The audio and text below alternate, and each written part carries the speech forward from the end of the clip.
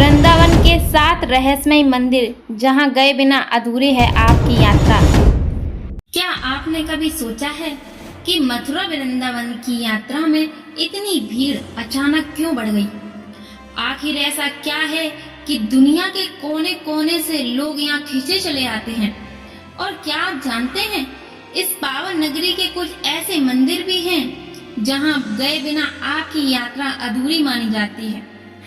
आज हम आपको कराएंगे एक अनोखी यात्रा जहां भक्ति, प्रेम और रहस्य का संगम है।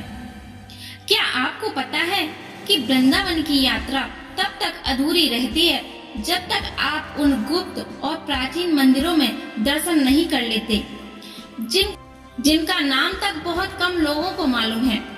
अगर आप भी कृष्ण जन्माष्टमी पर यहाँ जाने का प्लान बना रहे हैं तो ये वीडियो आपके लिए है। ये कहानी आपके दिल को छू जाएगी।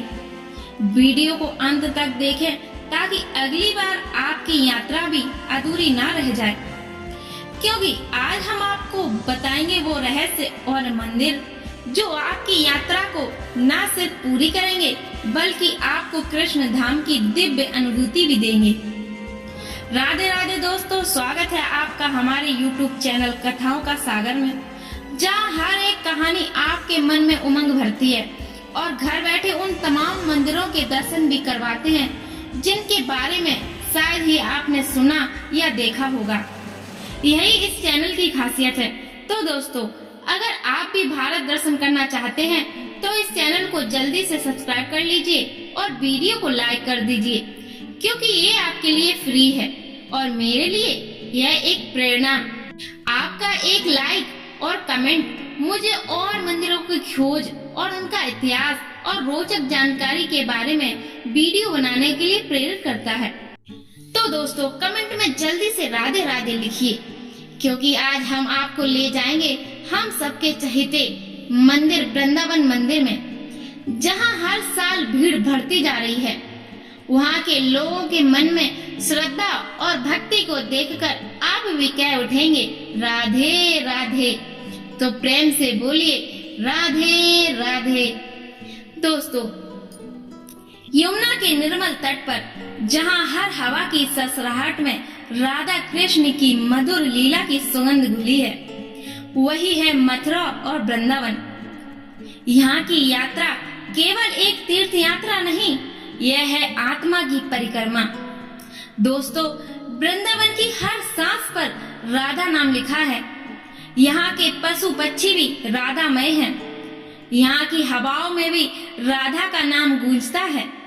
आप जिस गली, जिस सड़क से गुजरेंगे, आपको सिर्फ और सिर्फ राधा नाम लिखे हुए न जाने कितने भवन मिलेंगे। जगह जगह ठेले लगे हुए हैं और उन पर भी अधिकतर राधा जी का नाम लिखा है। यहाँ के लोग अभिवादन भी राधे राधे कहकर ही करते हैं। यहाँ कोई किसी से बात भी करता है तो उससे पहले राधे राधे कहने का प्रचलन चारों तरफ है। जय श्री कृष्ण कहने की प्रवृत्ति वृंदावन में देखने को नहीं मिलेगी। सब जगह बस राधा के नाम का ही जाप हो रहा है। तो वृंदावन तो राधामय है। इस मामले में देखा जाए तो राधा जी कृष्ण से 4 कदम आगे हैं। दोस्तों, अब आपको बताते हैं कि पिछले कुछ वर्षों से मथुरा वृंदावन में श्रद्धालुओं की संख्या कई गुना क्यों बढ़ रही है। कारण सिर्फ जन्माष्टमी का पर्व नहीं है, बल्कि सोशल मीडिया और YouTube वीडियोस ने लोगों को यहाँ के रहस्यों और चमत्कारों से जोड़ दिया है। कोरोना के बाद लोगों की आस्था और भी गहरी हो गई है। कई लोग मानते हैं कि कृष्ण धाम का दर्शन जीवन को सुरक्षित और सुखमय बनाता है और यहाँ के भव्य उत्सव, मंदिरों की सजावट और आध्यात्मिक ऊर्जा दुनिया भर के भक्तों को खींच लाती है।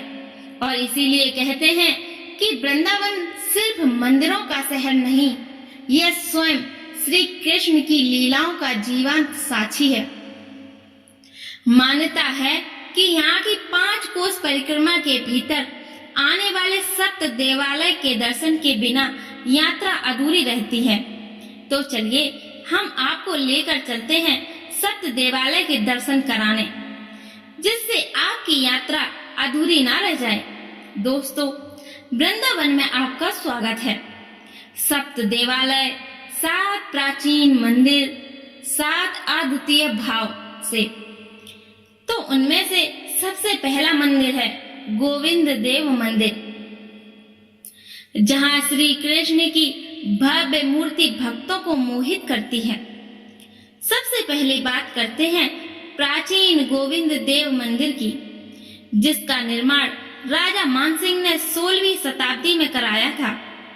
यह मंदिर 7 मंजिला हुआ करता था और इसकी ऊपरी मंजिल पर रोजाना विशाल दीपक जलता था, जिसमें कई किलो घी लगता था, जिसकी चमक इतनी तेज थी कि दूर दूर तक दिखाई देती थी। मगर यही भव्यता मुगल शासक औरंगजेब को खटक गई और उसने इस मंदिर को तोड़ दिया। आज भी इस मंदिर के खंडर भव्यता और आस्था की गवाही देते हैं। तो दोस्तों, हमारा दूसरा मंदिर है गोपीनाथ मंदिर, प्रेम और समर्पण का अद्भुत प्रतीक। वृंदावन के 7 देवालयों में शामिल है राधा गोपीनाथ मंदिर भी। चैतन्य महाप्रभु के अनुयायियों में शामिल मधु पंडित के सानिध्य में करवाया गया था। ऐसा कहा जाता है कि इस मंदिर में विराजमान ठाकुर जी की मूर्ति बहुत ही चमत्कारी है और मंदिर में आने वाले सभी भक्तों की हर मनोकामना पूरी करती है। गोपीनाथ मंदिर में वर्तमान में मुरलीधर भगवान की बांसुरी बजाते हुए दर्शन दे रहे हैं और साथ ही भगवान श्री कृष्ण अपनी बाईं ओर अनंग मंजरी और दाहिनी ओर राधा जी के साथ खड़े हैं। ललिता और विशाखा दोनों तरफ उनके साथ खड़ी हैं। मोक्ष की कामना करने वाले प्राणी और वृंदावन की पवित्रता की महसूस करने के लिए तीर्थ यात्रियों को अपने जीवन में कम से कम एक बार गोपीनाथ मंदिर में भगवान गोपीनाथ दर्शन के लिए जरूर जाना चाहिए। तीसरा मंदिर है मदन मोहन मंदिर। माना जाता है कि यहाँ दर्शन करने से मन के सभी संशय दूर हो जाते हैं। यह वृंदावन का सबसे पुराना मंदिर माना जाता है, मदन मोहन मंदिर। इसे सनातन गोस्वामी ने स्थापित किया था। जब अकाल पड़ा तो यहाँ की प्रतिमा को जयपुर ले जाया गया। आज भी यहाँ उनकी छोटी प्रतिमा के दर्शन होते हैं और भक्त मानते हैं कि यह प्रतिमा हर संकट दूर करती है। चौथा मंदिर है निधिवन। वृंदावन की यात्रा निधिवन के बिना अधूरी है। यह स्थान अपने रहस्यों के लिए प्रसिद्ध है, जहाँ विश्वास है कि हर रात स्वयं राधा कृष्ण रास रचाते हैं। इसलिए आरती के बाद यहाँ कोई भी रात भर नहीं रुकता। यहाँ के वृक्ष भी जोड़े के रूप में खड़े नजर आते हैं, मानो स्वयं लीला में शामिल हों। पांचवा मंदिर है श्री राधा रमण जी, स्वयं प्रकट हुई दिव्य मूर्ति जो अद्वितीय है। यहाँ की विशेषता यह है कि श्री कृष्ण की प्रतिमा स्वयं शालिग्राम शिला से प्रकट हुई थी। यहाँ राधा जी की कोई अलग मूर्ति नहीं है, क्योंकि मान्यता है कि राधा रानी का वास स्वयं श्री कृष्ण की प्रतिमा में ही है, इसलिए इसे राधा रमण कहा जाता है। नंबर 6 पे आता है श्री बांके बिहारी जी, जहाँ एक बार नजर मिल जाए तो हटाना मुश्किल हो जाता है। दोस्तों, वृंदावन की धड़कन तो बांके बिहारी जी के बिना अधूरी है। यह वृंदावन का सबसे लोकप्रिय मंदिर है, बांके बिहारी जी का। यहाँ प्रतिमा के इतने जीवंत और सम्मोहक दर्शन होते हैं कि भक्त उनकी आंखों में खो जाते हैं। यही कारण है कि दर्शन हमेशा झलकियों में कराए जाते हैं। कहा जाता है कि उनकी प्रतिमा स्वयं प्रकट हुई थी, जहाँ हर पल पर्दा उठता है और गिरता है, क्योंकि कहते हैं कि बिहारी जी की आंखों में पड़ते ही भक्त मोहित हो जाता है। आइए अब बात करते हैं वृंदावन के सबसे प्रसिद्ध मंदिर प्रेम मंदिर की। प्रेम मंदिर वृंदावन का प्राण बन चुका है। दिन में यह सफेद पत्थरों का एक सुंदर और आकर्षक दृश्य उपस्थित करता है, लेकिन जब शाम हो जाती है और सूर्य देवता विदा हो जाते हैं, तब प्रेम मंदिर की शोभा देखते ही बनती है। बिजली की चमक दमक से प्रेम मंदिर स्वर्ग लोक के किसी कृति के समान जान पड़ता है। कभी नीला, कभी लाल, इस तरह अनेक रंग बदलता हुआ यह भव्य मंदिर दर्शकों की भीड़ को बराबर अपनी ओर खींच रहा है। भगवान कृष्ण यमुना में कालिया नाग के अहंकार को चूर कर रहे हैं। कालिया नाग की पत्नियां हाथ जोड़कर भगवान से दया की भीख मांग रही हैं। यह दृश्य वृंदावन की धरती पर वृंदावन का ही दृश्य है। इसे बहुत सुंदरता पूर्वक प्रेम मंदिर में उतारा गया है। प्रेम मंदिर के भीतर अर्थात गर्भगृह में इसी सुंदरता का परिचय हमें दीवारों पर खुदाई करके बनाए गए चित्रों को देखने से भी पता चलता है। सुंदर मूर्तियां अनुपम दृश्य उपस्थित कर रही हैं। तो यह थी वृंदावन यात्रा की वो दिव्य झलकियां जिनके दर्शन से ही आस्था पूर्ण होती है। यदि समय हो तो विश्राम घाट, द्वारकाधीश मंदिर, कृष्ण जन्मभूमि पर अवश्य जाएं, क्योंकि मथुरा के विश्राम घाट और द्वारकाधीश मंदिर के दर्शन के बिना यह यात्रा पूरी नहीं मानी जाती। यह वही स्थान है जहाँ श्री कृष्ण ने कंस वध के बाद विश्राम किया था, और राधा वल्लभ मंदिर जहाँ राधा का मुकुट स्वयं कृष्ण के साथ विराजता है, और केसी घाट का जुगल बिहारी यमुना आरती की अनुपम छटा के साथ अद्भुत संगम देखते ही बनती है।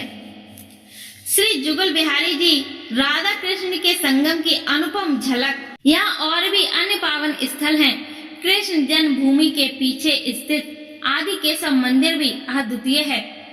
कहते हैं कि यहाँ दर्शन करने से तीर्थ यात्रा का पुण्य कई गुना बढ़ जाता है। दोस्तों, ये मंदिर केवल पत्थर की इमारतें नहीं है, ये है ब्रज की आत्मा के द्वार। हर देवालय भक्ति का एक अलग रंग है, कभी ज्ञान का, कभी प्रेम का, कभी समर्पण का। कहते हैं जब सातों देवालयों की परिक्रमा और यमुना तट के दर्शन पूरे होते हैं, तभी वृंदावन की यात्रा पूर्ण मानी जाती है।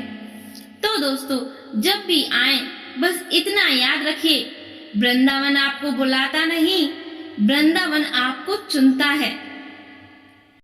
दोस्तों, आइए अब बात करते हैं वृंदावन के रहस्य के बारे में और उन रहस्यमय स्थल के बारे में जो लोग अक्सर छोड़ देते हैं, और उन मंदिरों के बारे में जहां आज भी भगवान खुद आते हैं, जैसे निधिवन और सेवा कुंज। माना जाता है कि यहाँ आज भी रात होते ही राधा कृष्ण की रास लीला शुरू होती है। संध्या के बाद यहाँ कोई नहीं रुकता। सुबह बस श्रृंगार और भोग के निशान मिलते हैं। उन रहस्यमय मंदिरों में पहला नाम आता है निधिवन का, जहाँ आज भी रात होते ही रहस्य का पर्दा गिरता है और मानता है कि रास लीला यहाँ हर रोज होती है। स्वयं श्री कृष्ण और राधा रानी यहाँ रासलीला करती हैं। दूसरा आता है सेवा कुंज, जहाँ राधा कृष्ण की सेवा स्वयं होती है। इन स्थानों का अनुभव शब्दों से नहीं, केवल हृदय से ही समझा जा सकता है।